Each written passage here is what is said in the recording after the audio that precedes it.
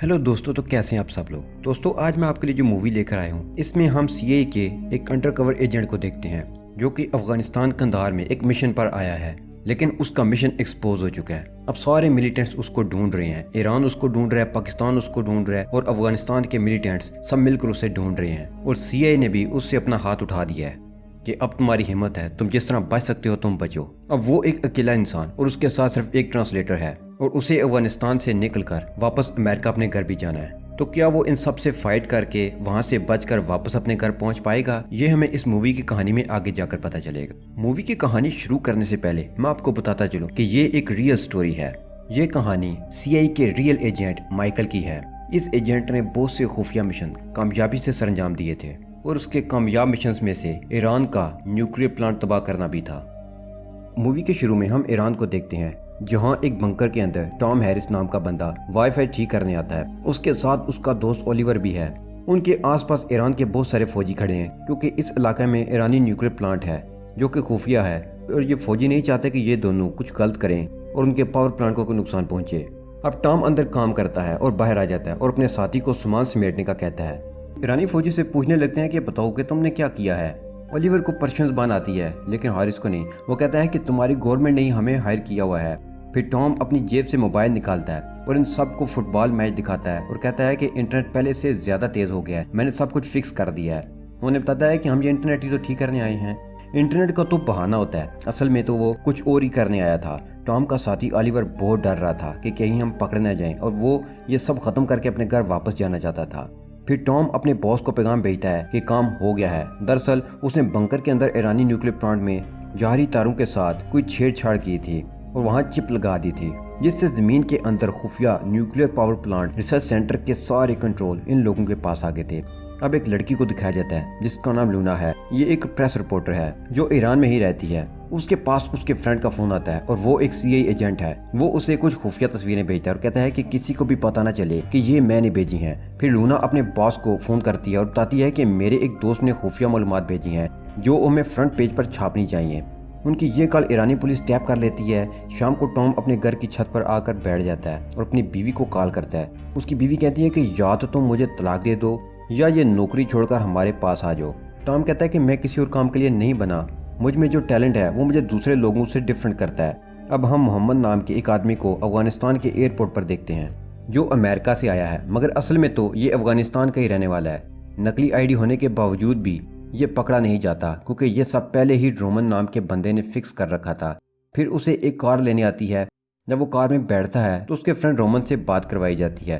Roman Tom का दोस्त था। मोहम्मद पूछता है कि मुझे सिर्फ ट्रांसलेटर का ही काम करना है ना? कहता है कि हाँ, सिर्फ ट्रांसलेटर का काम। परसों तक तुम्हें मेरा दोस्त मिल जाएगा, फिर तुम्हें उसके साथ ही रहना होगा जब तक वो अपना काम पूरा नहीं कर लेता। मोहम्मद बेचारा शरीफ इंसान था, उसे इस बात का बिल्कुल भी इल्म नहीं था कि वो किस मुसीबत में फंसने जा रहा है। जो चिप टॉम ने लगाई थी उसकी मदद से ईरानी न्यूक्लियर रिसर्च सेंटर के टेम्परेचर में गड़बड़ कर दी जाती है, और ये जानते हुए भी कि वहाँ बहुत सारे लोग काम कर रहे हैं। अमेरिकन गवर्नमेंट की जानब से न्यूक्लियर प्लांट को उड़ा दिया जाता है। फिर वहाँ ईरानी ऑफिसर मौका का जायजा लेने आते हैं। फरजाद कर्नल को बताता है कि 90% रेडिएशन जमीन में ही रह गया है। कर्नल फरजाद से पूछता है कि ये काम किसका होगा। फरजाद कहता है कि ये काम या तो इसराइली या अमेरिकन ही कर सकते हैं। कर्नल कहता है कि तुमको जो करना है करो, मगर मुजरिम बचकर जाने ना पाए।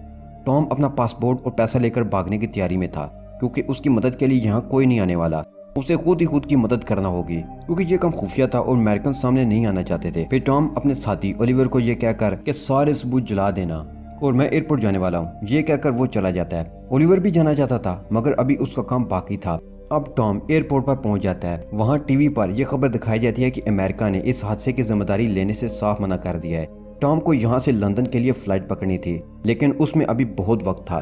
फिर उसके पास रोमन का मैसेज आता है और वो उसे एक ड्रेस पर आने के लिए कहता है। उस वक्त लूना अपने अपार्टमेंट में थी और अपनी फैमिली से बात कर रही थी, तो तभी वहाँ दो लोग आते हैं और उसे अगवा करके ले जाते हैं। टॉम रोमन के बताए हुए एड्रेस पर पहुंच जाता है। उस घर में पार्टी चल रही थी। टॉम पूछता है कि मुझे यहाँ क्यों बुलाया है। रोमन कहता है कि तुम्हारे लिए एक काम है, कीमत जितनी तुम चाहो। टॉम मना कर देता है और कहता है कि मैं अभी काम नहीं करूंगा, मैंने ब्रेक ले ली है। रोमन कहता है कि इतने पैसों से तुम अपनी बेटी को डॉक्टर बना सकते हो, तुम अपने फाइनेंशियल प्रॉब्लम सॉल्व कर सकते हो। टॉम पूछता है कि काम क्या है। रोमन कहता है कि अभी जो तुमने बर्बाद किया है उसी तरह का एक और खुलाना वो बना रहे हैं। ہم دونوں اسے بننے سے پہلے ہی تباہ کر دیں گے، تمہیں ایران میں افغانستان کے راستے گھسنا ہوگا۔ ٹام کہتا ہے کہ یہ کم تم کسی اور سے کیوں نہیں کروا لیتے؟ رومن کہتا ہے کہ نہیں، اسے صرف تم کر سکتے ہو۔ پھر ٹام کہتا ہے کہ مجھے ایک ایسا بندہ چاہیے جو افغانی اور ایرانی دونوں زبانوں کو جانتا ہو اور وہ وہاں کے چپے چپے سے واقف بھی ہو۔ رومن کہتا ہے کہ وہ بندہ تمہارا وہاں پہلے سے ہی ویٹ کر رہا ہے۔ پھر ٹام پرائیویٹ جیٹ سے ہرات پہنچ جاتا ہے جو کہ افغانستان میں ہے اور اس کی ملاقات محمد سے ہوتی ہے۔ محمد کہتا ہے کہ یہاں تمہارا سامنا طالبان سے ہونے والا ہے۔ ادھر لونا کے پاس فرزاد آتا ہے اور اسے کہتا ہے کہ اگر تم کریکٹ انفارمیشن دو گی تو تم واپس گھر جا سکتی ہو، اپنی بیٹی سے بھی مل سکو گی۔ ایک امریکن نے تمہیں میرے ملک میں 2 نیوکلیر پاور پلانٹس کی انفارمیشن دی تھی جس میں سے ایک تباہ ہو چکا ہے، مجھے بتاؤ کہ اس کے پیچھے کس کا ہاتھ ہے اور کس نے کیا؟ لونا کو اس کے بارے میں کچھ بھی نہیں پتا تھا اور وہ روتی رہتی ہے کہ مجھے کچھ نہیں پتا۔ محمد ٹام کو ایک گھر میں لے کر جاتا ہے اور کہتا ہے کہ تمہارے لیے ایک پارسل ہے اور اس کے اندر بہت سارے ہتھیار ہیں۔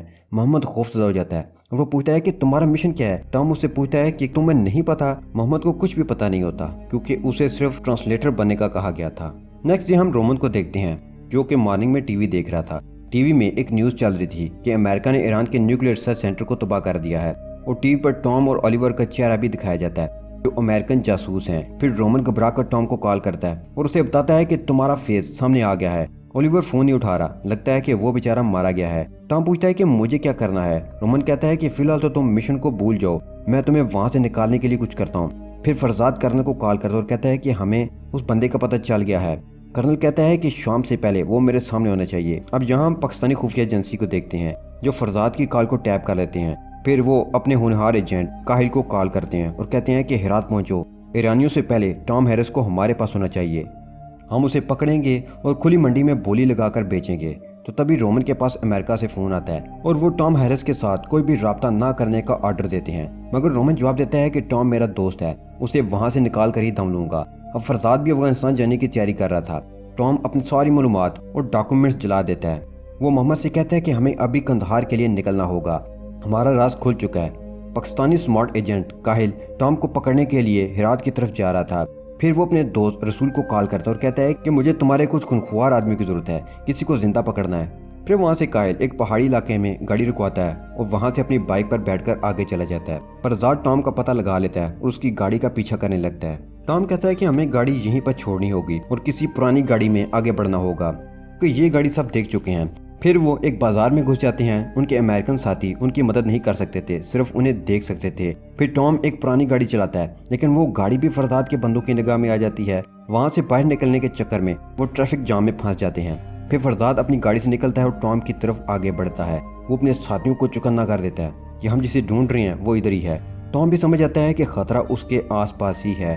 پھر وہ آگے پیچھے کی گاڑیوں کو ٹکر مار کر نکل جاتا ہے۔ تبھی وہاں کاہل آ جاتا ہے۔ وہ نہیں چاہتا تھا کہ ٹام کو کوئی اور پکڑے، اس لیے وہ فرزاد کی گاڑی میں بم لگا دیتا ہے اور اسے اڑا دیتا ہے۔ فرزاد دور کھڑا اسے دیکھتا ہی رہ جاتا ہے۔ پھر کاہل رسول کے بندوں کو کال کرتا ہے کہ وہ اس کی ہیلپ کے لیے آ جائیں۔ ٹام بہت ہی تیز گاڑی چلا رہا تھا لیکن ٹام ان کی گاڑی کو ٹکر مار کر آگے نکل جاتا ہے۔ کاہل ابھی بھی اس کا پیچھا کر رہا تھا مگر چلتے چلتے ٹام کی گاڑی کا ٹائر پنکچر ہو جاتا ہے اور وہ محمد کو کہتا ہے کہ میں پہرا دیتا ہوں، تم ٹائر تبدیل کرو، یہاں کوئی بھی چھپا ہوا ہو سکتا ہے۔ محمد کہتا ہے کہ یہاں چل کیا رہا ہے؟ ٹام کہتا ہے کہ وہ ایران والا حادثہ میں نے ہی کیا تھا اور میں نے تم سے جھوٹ بولا تھا، جہاں ہماری کوئی بھی مدد کرنے والا نہیں ہے، ہمیں خود ہی اپنی مدد کرنی ہوگی، اس لیے ہمیں بس قندھار پہنچنا ہے کسی بھی صورت، وہاں میرے ساتھی ہم دونوں کو بچا لیں گے۔ یہاں پر محمد کے ساتھ غلط ہوا تھا، اسے ریالٹی کا نہیں پتا تھا، وہ تو صرف ٹرانسلیٹر کا کام کرنے آیا تھا، انہیں اسے ریالٹی بتا دینی چاہیے تھی۔ پھر اس پر تھا کہ وہ مشن کرے یا نہ، یہ اس کی مرضی پر تھا۔ پھر ٹام بتاتا ہے کہ جب میری ڈیوٹی افغانستان میں تھی تو یہاں سے ساؤتھ کی طرف میرا ایک فرینڈ تھا، اس کے پاس ہیلی کاپٹر بھی تھا، وہ ہماری قندھار پہنچنے میں مدد کرے گا۔ وہ سڑک کے راستے قندھار نہیں جا سکتے تھے کیونکہ وہاں جگہ جگہ پر خطرہ تھا، انہیں کبھی بھی طالبان مل سکتے تھے اور طالبان اسے نفرت کرتے تھے۔ یہاں محمد بتاتا ہے کہ وہ افغانستان میں ٹرانسلیٹر کی جاب کے لیے تو آیا ہی تھا لیکن اصل میں اس کا بھی ایک خفیہ مشن ہے، وہ اپنی بیوی کی بہن کو یہاں بچانے آیا تھا۔ تو ٹام اسے کہتا ہے کہ میں تمہاری مدد ضرور کروں گا۔ اب چلتے چلتے رات ہو جاتی ہے۔ ٹام نے نائٹ ویژن گلاسز پہنے ہوئے تھے، تبھی وہاں فرزاد ہیلی کاپٹر سے آ جاتا ہے، وہ ان کی گاڑی پر فائر کرنے لگتا ہے جس سے ان کی گاڑی کا انجن ڈاؤن ہو جاتا ہے۔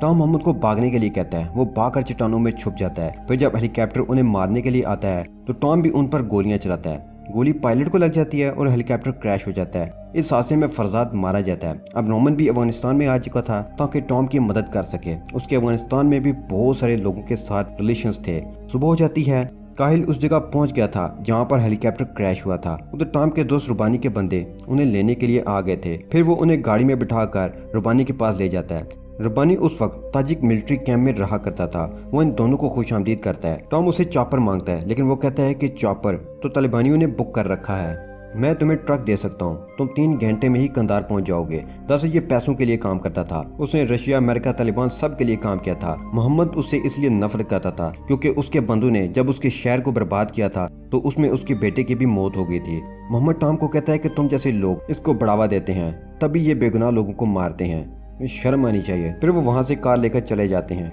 रुबानी, जिसे टॉम अपना दोस्त कहता था, उसकी मुखबरी कर देता है। काहिल की बाइक गर्म होकर बंद हो जाती है तो तभी उसे पाकिस्तान से कॉल आती है। उसे बताया जाता है कि वो एक पुराने ईएन ट्रक में है।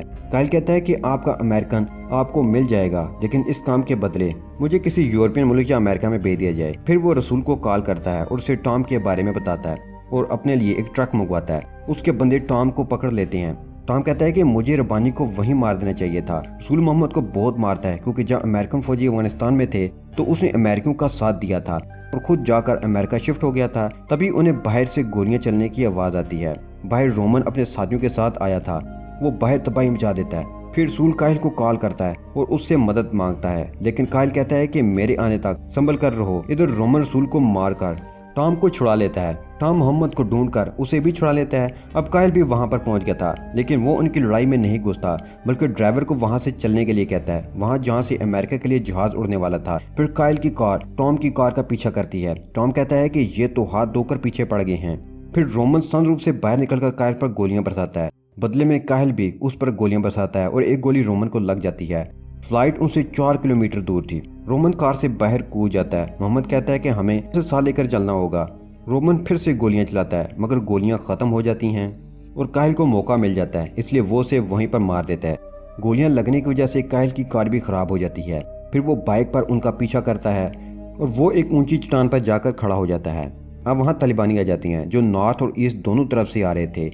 बेस का गेट उनसे काफी नजदीक था, लेकिन तभी एक तालिबानी आकर टॉम की कार को उड़ा देता है। फिर काहिल तालिबानों को वहीं रोकने का कहता है कि अब मैं जाऊंगा, जिससे साबित होता है कि पाकिस्तानी काहिल कोई आम किलर नहीं था। तालिबानी उसका हुक्म मानते थे। फिर काहिल और टॉम आमने सामने आ जाते हैं। काहिल की गर्दन में गोली लगती है। काहिल को गोली लगते ही सब तालिबानी एक बार फिर से टॉम की तरफ बढ़ने लगते हैं। टॉम मोहम्मद से कहता है कि मुझे माफ कर दो, मैं तुम्हें बचा नहीं सका। अमेरिकन बेस से ड्रोन से सब कुछ देख रहे थे।